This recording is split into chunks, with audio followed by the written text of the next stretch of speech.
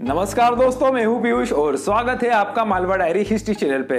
तो दोस्तों आज हम उस विषय पे बात करने वाले हैं जिसकी डिमांड आप में से कई सारे मित्रों ने करी थी और जिस पे वीडियो बनाने का मेरा दिल भी कर रहा था। तो दोस्तों आज हम बात करने वाले हैं एक ऐसे क्रांतिवीर के बारे में जिसने अंग्रेजों की रातों की नींद तथा दिन का चैन हराम कर दिया था। एक ऐसा क्रांतिवीर जिसे कित्तूर की रानी चेन्नम्मा अपने बेटे के समान प्यार करती थी। एक ऐसा क्रांतिवीर जिसने पूरे कर्नाटक राज्य में एक क्रांति तथा स्वतंत्रता की ज्योति जगा दी थी। दोस्तों 7 फीट ऊंचे इस महामानव का नाम था संगोली रायन्ना, जिनका जन्म 15 अगस्त सन 1798 में आज के कर्नाटक के संगोली नामक स्थान में हुआ था। दोस्तों संगोली इनकी जन्म का स्थान था और कर्नाटक में अपने जन्म के स्थान को ही अपने नाम के साथ जोड़ने की प्रथा है, तो इनका नाम था रायन्ना तथा जहां पर ये पैदा हुए थे उस जगह का नाम था संगोली। तो दोस्तों आइए हम इनके बारे में बात करने से पहले उस समय कित्तूर राज्य का क्या परिवेश था उसके बारे में थोड़ा सा जान लेते हैं। और दोस्तों इस वीडियो को पूरा जरूर देखिएगा क्योंकि इस वीडियो के अंत में आपको पता पड़ेगा कि भारत की आजादी से जुड़ी 2 महत्वपूर्ण तारीख किस तरह से संगोली रायन्ना से जुड़ी हुई है। तो दोस्तों कित्तूर रियासत में रानी चेन्नम्मा का राज हुआ करता था। क्योंकि इनके पति तथा इकलौते पुत्र की असामयिक मृत्यु हो चुकी थी, तो अब रानी चेन्नम्मा ही पूरे राज्य की शासन की बागडोर अपने हाथों में लेके बहुत अच्छे से इसे चला रही थी। परंतु अंग्रेजों की बुरी नजर इनके राज्य पर पड़ गई थी।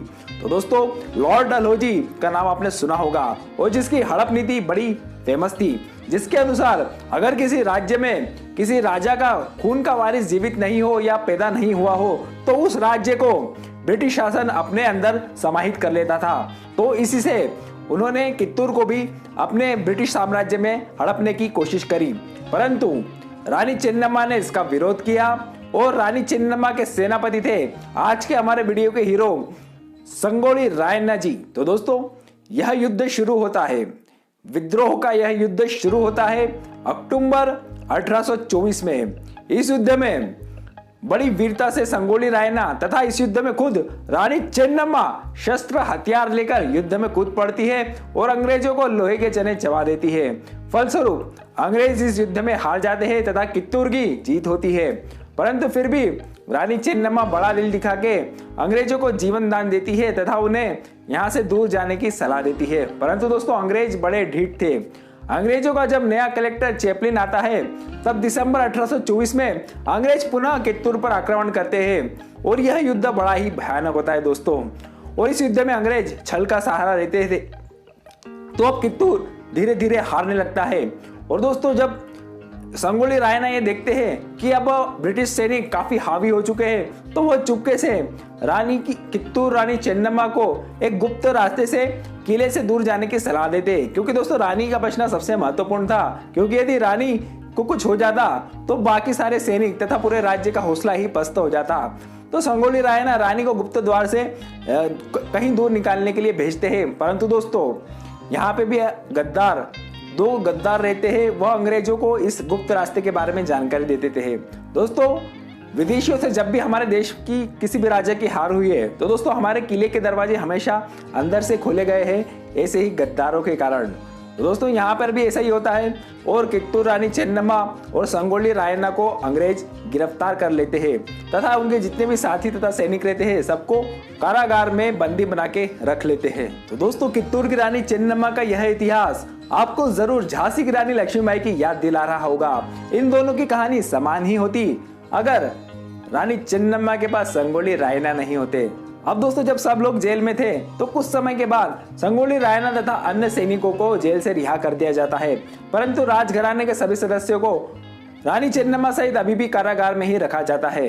अब दोस्तों जब संगोली रायन्ना जेल से बाहर आ चुके होते हैं तो वो फिर से अपनी सूझबूझ से एकदम शांतिपूर्वक तरीके से चुपके लोगों तथा सैनिकों को एकत्रित करके विद्रोह के लिए तैयार करते हैं। अब दोस्तों उन्हें कित्तूर के सरदार बीरप्पा जी से मुलाकात हो जाती है, वह मिल जाते हैं और एक बड़े विद्रोह की योजना बनाते हैं जिसके लिए उन्हें धन की आवश्यकता थी। अब दोस्तों देखिएगा हमारे संगोली रायन्ना की बुद्धिमत्ता को। वह भेष बदल के अंग्रेजों को चकमा देके रानी चेन्नम्मा से कारागार में मिलने चले जाते हैं और उनसे धन की मांग करते हैं। तो दोस्तों रानी चेन्नम्मा विद्रोह के लिए उन्हें धन कैसे देती, क्योंकि उनका राज खजाना तो महल में था और वो तो जेल में थी। परंतु दोस्तों वह अपने जितने भी गहने होते हैं वह सभी रायण्णा को एक पोटली में बांध कर दे देती है। दोस्तों यहाँ से विद्रोह के लिए उनको धन तो मिल गया, परंतु अब अंग्रेज उनकी माँ पे निशाना बनाते हैं। दोस्तों जैसे कि मैंने आद्य क्रांतिकारी राघोजी भांगरे के इतिहास में आपको बताया था कि किस तरह से जब वो अंग्रेजों का विद्रोह करते हैं तो दुष्ट अंग्रेज और वहां का कुलकर्णी और पाटिल उनकी माँ के ऊपर अत्याचार करते हैं। ठीक इसी तरह से इनके गांव का कुलकर्णी भी इनकी माँ के ऊपर अत्याचार करता है तथा उनसे लगान की मांग करता है। जब यह खबर रायण्णा को लगती है तो वो किसी शेर की तरह उस पर टूट पड़ते हैं, परंतु उस कुलकर्णी की पत्नी की याचना पर उसे जीवन दान दे देते हैं। आखिर हमारे संगोली रायण्णा रहमदिल भी तो थे। अब दोस्तों संगोली रायण्णा जी शिवगुत्थी राज्य के राजा से मदद मांगने जाते हैं तथा वहां के राजा की विनती पर वह उस राज्य में आतंक मचा रहे भारम्य नाम के एक बहुत ही भयानक डाकू का वध भी कर देते हैं। अब प्रसन्न होकर शिवगुत्थी राज्य के राजा उनकी मदद के लिए तैयार हो जाते हैं। अब दोस्तों इधर अंग्रेजों को रानी चेन्नम्मा और रायण्णा के बीच में मिली भगत का पता लग जाता है, जिसके लिए वह एक झूठी खबर फैलाते हैं और उसमें रानी को जाकर यह बताते हैं कि आपके संगोली रायण्णा की मृत्यु हो चुकी है। यह खबर सुनकर तो रानी बहुत ही दुखी हो जाती है और उनका हौसला एकदम से पस्त हो जाता है और निराशा में वह हीरा चाटकर आत्म बलिदान दे देती है और इसी तरह रानी के जीवन का अंत हो जाता है। दोस्तों जब यह खबर संगोली रायण्णा को लगती है तब वह भी बड़े दुखी हो जाते हैं। अब वो कहते हैं कि जिनको प्रतीक मानकर मैं यह विद्रोह लड़ रहा था वह ही नहीं रही तो इस विद्रोह का क्या फायदा।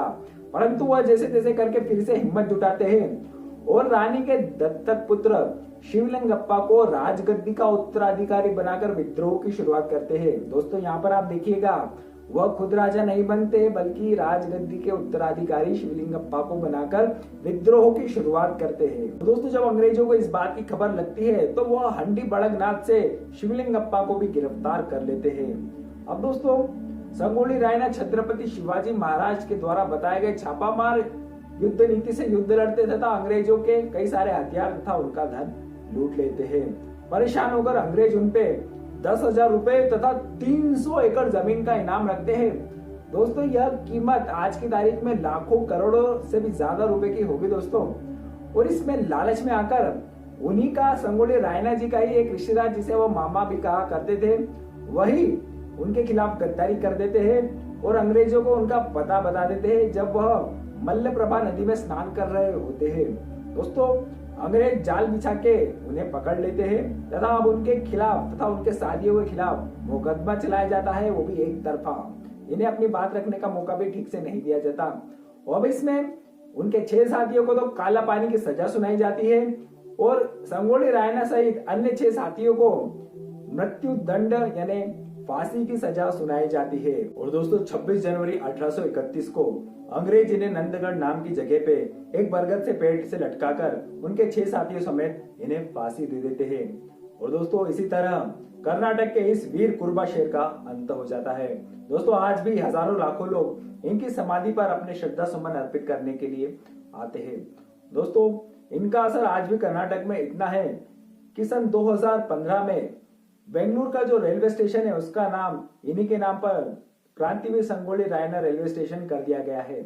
और 2012 में इनके सम्मान में एक बहुत अच्छी कर्नाटक मूवी भी आई थी जिसे आज तक कर्नाटक कन्नड़ भाषा में बनी सबसे अच्छी ऐतिहासिक फिल्म भी माना जाता है, जिसका नाम था क्रांतिवीर संगोली रायण्णा। आप उसे भी देख सकते हैं। अब आइए दोस्तों अब उस संजोग की बात कर लेते हैं। दोस्तों इनका जन्म हुआ था 15 अगस्त को और इनको वीर गति प्राप्त हुई थी 26 जनवरी को और भारत का संविधान 26 जनवरी को लागू हुआ था और हमें अंग्रेजों से आजादी भी 15 अगस्त को मिली थी, है ना दोस्तों। यह इतना शुभ संयोग। दोस्तों यह थी हमारी इस वीर कुर्बा शेर संगोली रायण्णा के ऊपर एक छोटी सी प्रस्तुति। अगर आपको हमारा यह प्रोग्राम पसंद आया हो तो लाइक, शेयर और कमेंट करके हमें जरूर बताइएगा। वीडियो पूरा देखने के लिए धन्यवाद।